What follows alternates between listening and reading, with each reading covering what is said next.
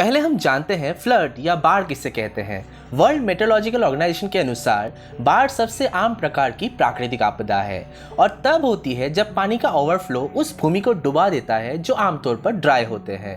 बाढ़ अक्सर भारी वर्षा, तेजी से हिमपात या तटीय क्षेत्र में ट्रॉपिकल साइक्लोन के कारण होती है।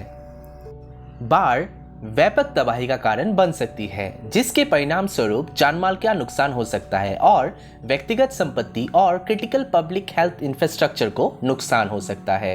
1998 से 2017 के बीच बाढ़ ने दुनिया भर में 2 बिलियन से अधिक लोगों को प्रभावित किया, जिन लोगों को फ्लड प्लेन्स और नॉन रेजिस्टेंट बिल्डिंग्स और lake warning systems and awareness of flooding hazard के बारे में जागरूकता की कमी है, वे बाढ़ के चपेट में सबसे ज़्यादा आते हैं। बाढ़ के सामान्य 3 प्रकार है।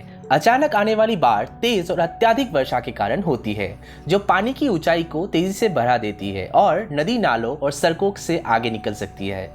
नदी में बाढ़ तब आती है जब लगातार बारिश या बर्फ पिघलने से नदी अपनी क्षमता से अधिक हो जाती है।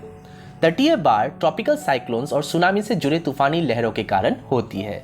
भारत में हर साल औसतन 75 लाख हेक्टेयर्स भूमि प्रभावित होती है। 1600 लोगों की जान चली जाती है और बाढ़ के कारण फसलों, घर और पब्लिक यूटिलिटीज को 1800 करोड़ से ज़्यादा रुपए का नुकसान होता है।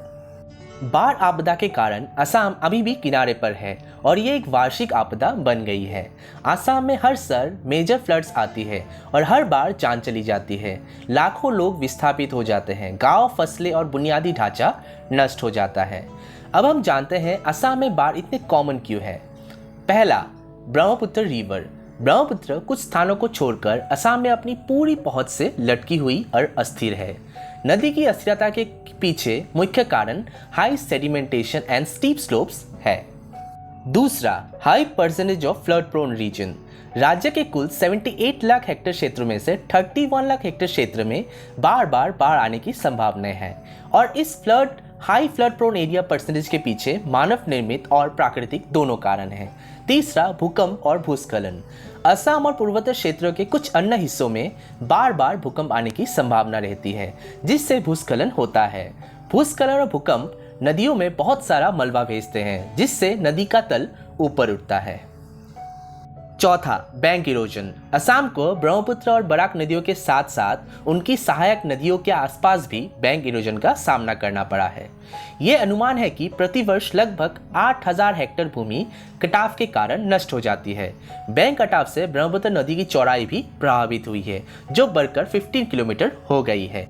पांचवा, बांध। मानव निर्मित कारणों में असम क्षेत्र में बाढ़ का प्रमुख कारण releasing of water from dam situated uphill भी है। असम के मैदानी इलाकों में अनियमित रूप से पानी छोड़े जाने से हर साल हजारों लोग बेघर हो जाते हैं। छठा, गुवाहाटी टोपोग्राफी। ये एक कटोरे के आकार की है, इसे जल भराव के लिए अति संवेदनशील बनाती है। सातवां, शहरी क्षेत्रों के अनप्लान्ड एक्सपांशन के कारण wetlands, low lying areas, hills और फॉरेस्ट कवर में भारी अतिक्रमण हुआ है। आठवां, नदी भी बार बार अपना रास्ता बदलती है और इसे तटबंधों के भीतर समाहित करना लगभग असंभव है।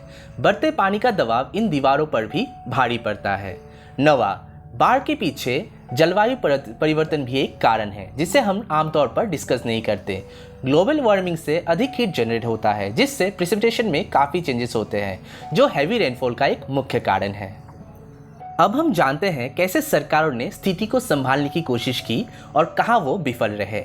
असम में मानसून के दौरान फ्लड एक रेकरेंट फीचर है। वास्तव में इकोलॉजिस्ट बताते हैं कि बाढ़ के पानी ने ऐतिहासिक रूप से राज्य के एलुवियल एरियाज में क्रॉपलैंड्स और फर्टिलाइजर सॉइल को फिर से जीवंत कर दिया है। बाढ़ को नियंत्रित करने के लिए राज्य प्रमुख रूप से तटबंधों पर निर्भर रहा है। ये बाढ़ नियंत्रण उपाय असम में 1950 के दशक की शुरुआत से शुरू किया गया था जब ब्रह्मपुत्र सहित अधिकांश भारतीय नदियों के जल विज्ञान को कम समझा गया था। But several of the state embankments were reportedly breached by the floods every year. Assam में बाढ़ अनअवॉइडेबल है। लोगों को अपनी अनुकूल क्षमता बढ़ाने में सक्षम बनाना चाहिए ताकि बाढ़ से होने वाले नुकसानों को कम से कम किया जा सके। अब अपनाए गए ad hoc, piecemeal and short term structural measures के विपरीत नदियों के लिए एक इंटीग्रेटेड बेसिन मैनेजमेंट अप्रोच को अपनाने की आवश्यकता है। सभी stakeholders like dam owners, upstream and downstream लोगों को शामिल करते हुए एक कॉम्प्रिहेंसिव योजना की आवश्यकता है। इसे पूर्व और पूर्व के उपायों पर ध्यान देना चाहिए। इसके अलावा भोजन, दवा और पीने के पानी के जैसी मूलभूत आवश्यकताओं के पीड़ितों को समय पर राहत सुनिश्चित करने की आवश्यकता है। अब हम जानते हैं हमें क्या करने की ज़रूरत है जिससे कि फ्लड कंट्रोल में आ सके। इसके लिए बहुत सारे मेजर्स है, उसमें से कुछ हम डिस्कस करेंगे। पहला, नदी और जलवायु परिवर्तन में प्रभाव का अध्ययन। यह समझने के लिए ज़रूरी है कि राज्य में हर साल बाढ़ क्यों आती है। दूसरा, ब्रह्मपुत्र पर चीन द्वारा भारत के साथ साझा की गई जल प्रवाह की जानकारी, जिसके लिए भारत एक निश्चित राशि का भुगतान करता है, जो कि जनता के साथ साझा किया जाना चाहिए, क्योंकि इससे नदी को बेहतर ढंग से समझने में मदद मिलेगी और इससे लोगों को बाढ़ के लिए बेहतर तैयारी करने में मदद मिलेगी। तीसरा, more accurate and decentralised forecast of rain. तैयारियों में सुधार के कारण मदद कर सकते हैं। मौसम की रिपोर्ट जिला स्तर पर उपलब्ध करानी चाहिए और जनता के लिए सुलभ होनी चाहिए। चौथा, to implement effective drainage system. पांचवा, जल स्तर को नियंत्रित करने के लिए नदी जल की effective irrigation and diversion system लागू करना। छठा, व्यापक वृक्षारोपण यानी प्लांटेशन। सातवां, नहरों और स्थायी नदी तटों का निर्माण। आठवां, नदी में कूड़ा डालने से रोकना और पानी के कचरे का प्रोसेसिंग करना।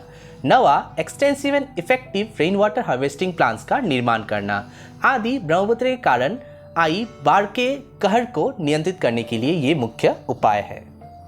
Thank you so much for watching this video. If you really like this video, please subscribe my channel and follow me on Facebook and Instagram for regular updates. Stay hungry, stay foolish. Jai Hind.